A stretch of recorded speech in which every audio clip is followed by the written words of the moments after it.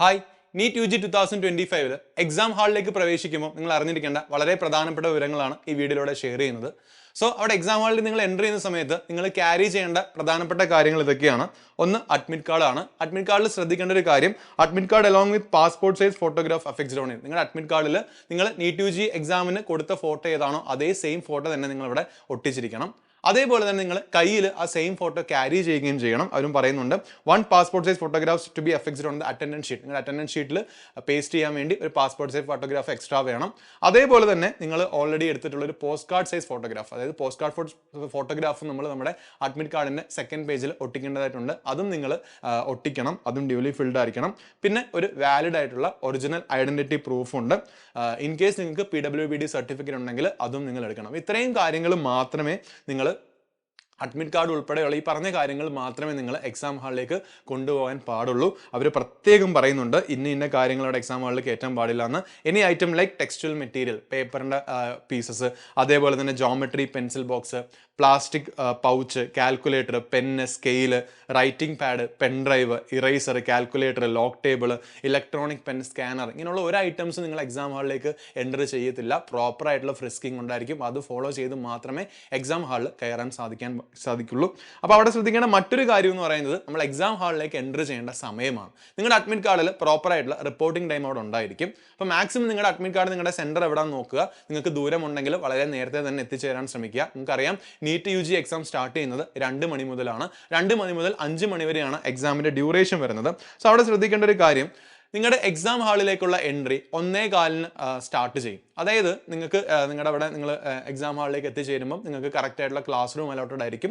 ആ ക്ലാസ് റൂമിലേക്ക് നിങ്ങൾക്ക് 1:15 മുതൽ എൻ്റർ ചെയ്യാം. 1:30 വരെ നിങ്ങൾക്ക് എൻ്റർ ചെയ്യാനുള്ള സമയമുള്ളൂ. 1:30ക്ക് ശേഷം നിങ്ങളുടെ എത്തിക്കഴിഞ്ഞാൽ നിങ്ങൾക്ക് അവിടെ എക്സാം ഹാളിലേക്ക് എൻട്രി ഉണ്ടായിരിക്കുന്നതല്ല.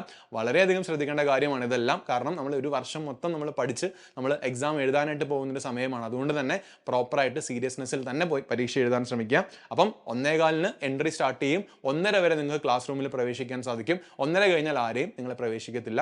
1:30ക്ക് ശേഷം നിങ്ങളുടെ ഇൻവിജിലേറ്റർ നിങ്ങളുടെ 1:45 വരെ നിങ്ങളുടെ പ്രോപ്പറായിട്ടുള്ള കാര്യങ്ങൾ, നിങ്ങളുടെ അഡ്മിറ്റ് കാർഡും അതേപോലെ അറ്റൻഡൻസ് ഷീറ്റിൻ്റെ കാര്യങ്ങളെല്ലാം പ്രോപ്പറായിട്ട് ചെക്ക് ചെയ്യുന്ന സമയമാണ്. That is announcement of important instructions and checking of admit cards by the invigilator. Invigilator 1:30 മുതൽ 1:45 വരെയാണ് ഈ ചെക്കിംഗ് കാര്യങ്ങളെല്ലാം ചെയ്യുക.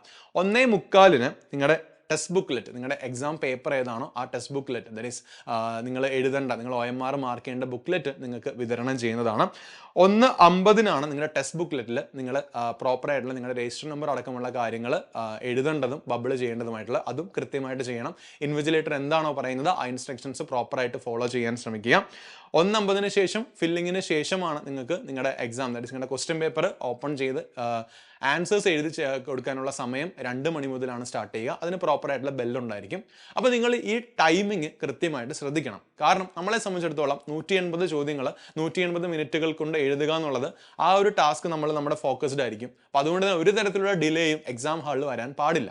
ഇൻ കേസ് ഈ സമയങ്ങളിലല്ല എന്താണ് ഈ പ്രോസസ്സൊക്കെ നടക്കുന്നതെങ്കിൽ നിങ്ങളൊന്ന് ഇൻവിജിലേറ്ററിനെ അറിയിക്കണം. കാരണം നിങ്ങളുടെ സമയമാണ് ശരിക്കും അവിടെ എന്ത് ചെയ്യാൻ പോകുന്നത്, നഷ്ടപ്പെടാൻ പോകുന്നത്. അപ്പോൾ അതുകൊണ്ട് ആ സമയം നിങ്ങൾ പ്രോപ്പറായിട്ട് അറിഞ്ഞിരിക്കണം.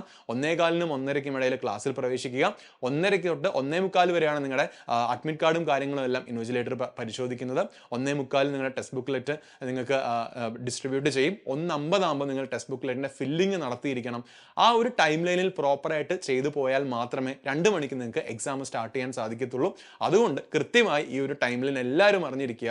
എക്സാം ഹാളിലേക്ക് പ്രവേശിക്കുന്നതിന് മുമ്പ് ഈ കാര്യങ്ങളെല്ലാം മനസ്സിലുണ്ടായിരിക്കണം. അതിനുശേഷം ഈ 3 മണിക്കൂർ പ്രോപ്പറായിട്ട് പരീക്ഷ എഴുതുക. All the very best. ഇനി അഡ്മിറ്റ് കാർഡ് വരുന്ന സമയം നമുക്ക് പ്രോപ്പറായിട്ടുള്ള അഡ്മിറ്റ് കാർഡ് ഫില്ലിംഗ് ഡീറ്റെയിൽസിൻ്റെ വീഡിയോ ആയിട്ട് വരാം. All the best.